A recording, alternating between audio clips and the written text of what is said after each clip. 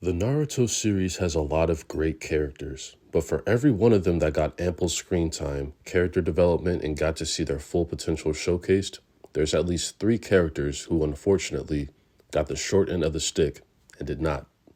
Now you had to give the author Masashi Kishimoto a lot of credit for creating such a large cast of interesting and compelling characters, and still managing to create a story as great as Naruto ultimately was. I think the criticism comes from there being a lack of attention towards many of the side characters that were either hyped up when they were introduced or earned favor among the fandom, only to be completely sidelined down the line. Balance is very important when it comes to developing the characters in your story, and Naruto could have benefited a lot from giving a little less screen time to Naruto and Sasuke, and a lot more to some other characters. For this video, we're going to rank the top 10 Naruto characters who deserve this treatment, who deserve more screen time, who deserve to have their potential fully showcased in the series, and who deserve to play a much bigger role in the Naruto plot. Now, before I begin, please leave a like and subscribe. It really helps me out as a new YouTuber, and tell me what character you think deserved more in the comments down below. Starting this list off at number 10 are Yamato and Sai. I'd like to apologize to all 5 of their fans who probably think they deserved individual spots on this list, but let's be honest, they were introduced together, sidelined together, and they both suffer from the worst trait any character in the series can be. They're just plain boring. I want to start with Yamato because he was initially hyped up as being a replacement for Kakashi for Team 7 during the Tenchi Bridge arc. And I think this should be a larger conversation about the entire Anbu Black Ops because they are always hyped up just to barely show up and rarely do anything interesting when they're on screen. This seems like a good spot to mention characters like Ibiki and Anko. I'm going to throw Genma in here too because I think he's cool. They're all special jonin with specialized skills, and the whole concept of the show is about espionage and battle tactics. So it would have been nice to see characters like them in action a little bit more. But Yamato and Sai specifically are unique in that their jutsu aren't easily accessible by other shinobi. Yamato has wood release, which is very rare, and we don't see anyone else using Sai's Super Beast Scroll. The problem is that these characters have almost nothing to do in the entire series, and whenever they do appear, it's almost like, oh right, you do exist. These two had a lot of potential along with a lot of Anbu, but ultimately, none of the storylines ever materialized for these two to really showcase what they could do.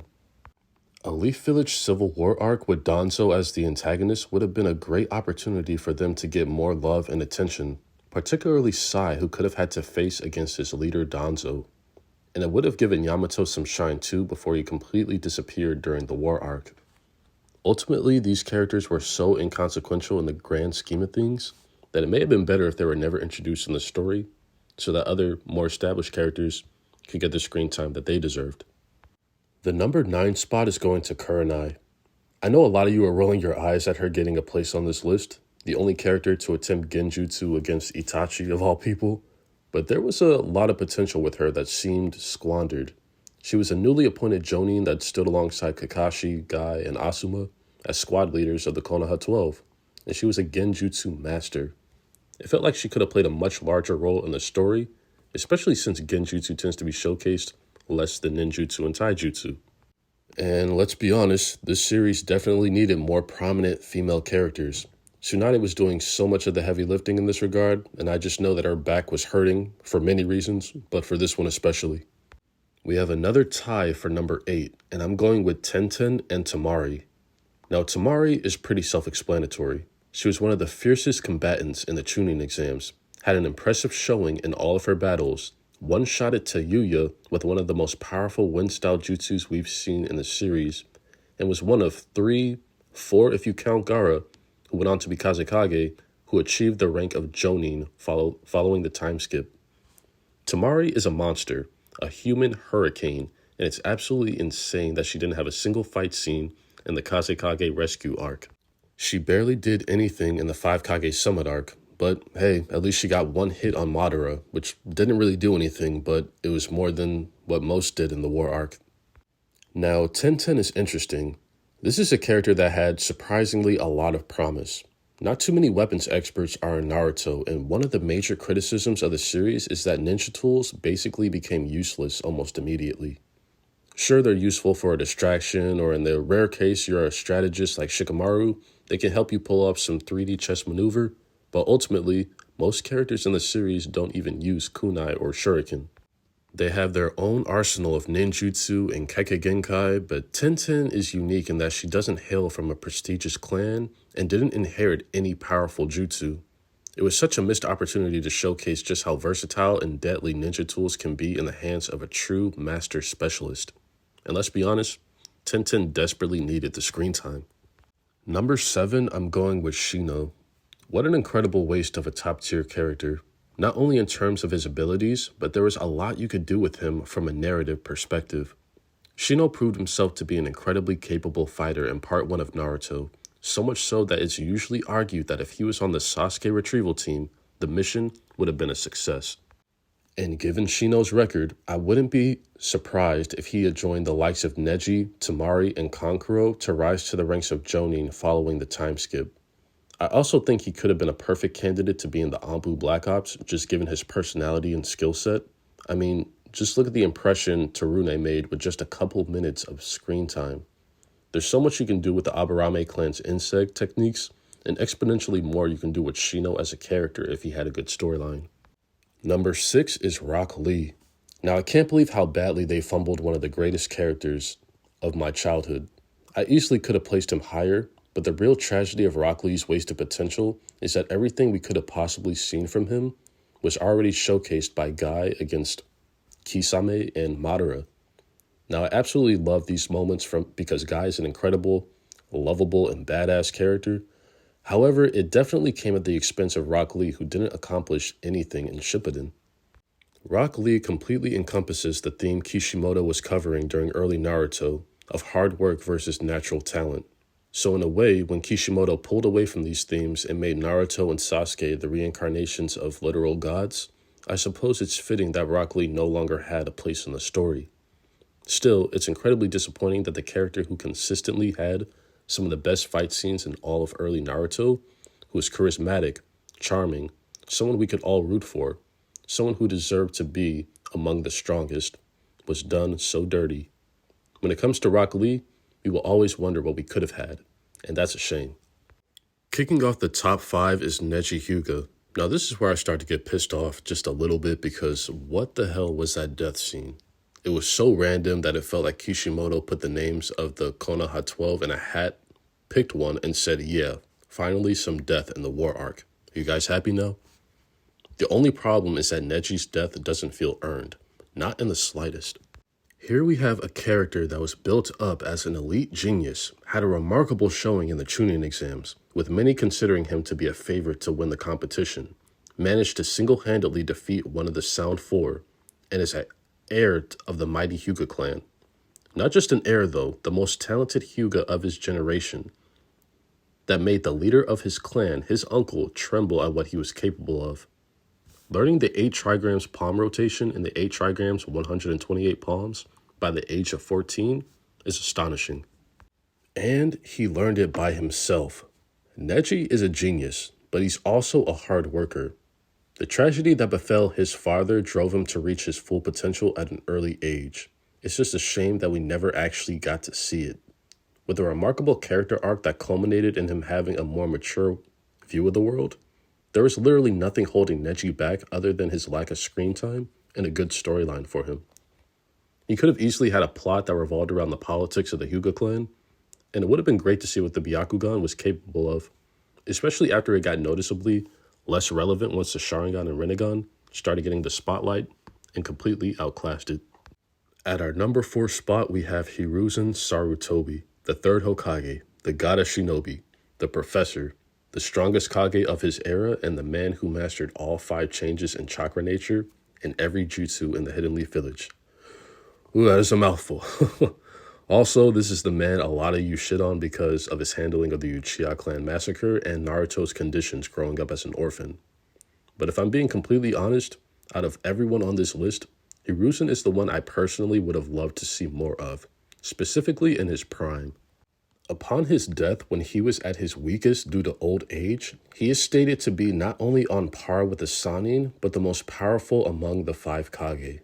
You can only imagine what kind of monster of a shinobi he was in his early days as Hokage, and it certainly explains why he held onto the title for roughly 40 years. Also, Monkey King Enma is one of the coolest summons in Naruto, and I would have loved to see more of him. It was a bit of a missed opportunity not to bring Hiruzen back in his prime age-wise. I mean, if Madara could be brought back in his prime, I see no reason why Hiruzen couldn't have also been brought back that way as well. Starting off our top 3 is Sakura. Now, where do I even begin?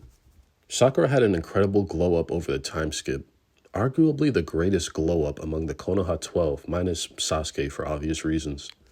Here's a character that was virtually useless for most of Part 1, but had a lot of potential. She was one of the only shinobi among her peers who didn't hail from a prestigious clan with powerful jutsu she could inherit or get passed down to her. She wasn't a Jinchuriki, and no offense to Kakashi, she didn't have a sensei that really invested in bringing about her full potential as a kunoichi. That was until Tsunade returned to the village and took her on as a disciple, and in just under 3 years, Sakura became one of the fiercest combatants in the series. I mean, her showing in the Kazekage rescue arc is still one of the most impressive contributions to any mission conducted in the series. Combining unparalleled strength as a warrior with the ability to heal others with her medical ninjutsu, as well as having a strong will she inherited, undoubtedly from Tsunade, instantly made Sakura go from being one of the least useful to arguably the most useful, particularly in certain settings. Now just imagine if she was also a genjutsu specialist on top of that. From the very beginning, we were made aware of Sakura's natural aptitude for precise chakra control and her affinity for genjutsu. If Sakura had learned genjutsu from Kakashi or Kurenai, I think there's an argument that she'd be one of the most well-rounded and fearsome shinobi ever displayed in the entire series. At number 2, we have Orochimaru. Hailed as a genius from a young age, trained by the legendary third Hokage and bearing a natural curiosity for ninjutsu, Orochimaru became one of the most highly regarded and feared shinobi in early Naruto. In his prime, he took down both 2 Kage and nearly destroyed the Hidden Leaf Village. However, battling his former sensei Hiruzen cost him the use of his arms and the vast arsenal of ninjutsu he had acquired over the course of his life. We've never really seen Orochimaru go all out, and while we can properly scale him based off feats and statements made by other characters, it would have been nice to get a battle with him at his full power, showcasing all of his jutsu. Aside from his clash with the Four Tails, all of his battles in Shippuden are downright disappointing. And yes, it's because his arms are sealed, he lacks access to his jutsu, and he was incredibly ill. But his battle against Sasuke was a major letdown in my opinion. I love how it ended with a clash of will, in terms of who could take over the body of the other. But if the battle had happened just a few months earlier, it would have been cool to see a somewhat physically capable Orochimaru go up against Sasuke the way he went up against the Four Tails. Also, his return during the battle between Sasuke and Itachi was also extremely embarrassing. Narratively, I think it works perfectly, but as someone believed to be the strongest Sannin by many in the community, a once-in-a-generation shinobi, as stated by the third Hokage, he was getting packed up a little too quickly for my taste. And of course, that puts into perspective just how powerful Sasuke and Itachi are. But you can also exhibit that through just a bit of combat. Another missed opportunity comes during the war arc where Kabuto becomes a main antagonist after absorbing Orochimaru and mastering the reanimation jutsu in Sage Mode among many other abilities. I may do a video on this at some point, but Orochimaru really should have played this role, and he could have played it much better than Kabuto ever could. And that's not a slight at Kabuto, because I thought he was an okay villain at the end, but he's no Orochimaru. He just lacks the aura. And he comes across as an Orochimaru ripoff, especially since Orochimaru felt like he was taken out of the series a little too prematurely when he had so much left to offer. If Orochimaru managed to unseal his arms, acquire a new body, I don't know, maybe a Zetsu clone or something, or even Kabuto, since his body was compatible with his cells, and he was able to undergo training at Ryuchi Cave, and it would have been a tragic but fitting end to Kabuto's character. Now, this version of Orochimaru would have no problem strengthening the reanimation, incorporating the Sound 5 abilities into himself, and learning Snake Sage Mode on top of that, because Kabuto already did that, and it would have been his body. He was much more deserving of being one of the final bosses of the series, and his confrontation against Sasuke and Itachi would have been a fight that we all deserved. Because getting consistently one-shotted by Itachi and mid-diffed by Sasuke again was extremely embarrassing.